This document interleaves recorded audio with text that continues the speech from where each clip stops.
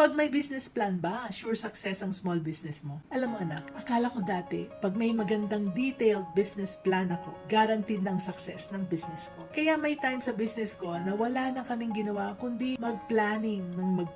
Pero nung naka-experience kami na nagkaroon ng mga biglang pagbagsak ng economy, tapos may pumasok pa na malaking competitor sa city namin, doon ko na-realize na kung plano-plano lang pala, kulang. Ang kailangan din namin is a clear business strategy. Kaya anak, clear ba ang business strategy mo? Alam mo ba kung ano yung uniqueness mo compared doon sa mga competitors mo? Kasi hindi pwedeng pare-pareho lang tayo ha.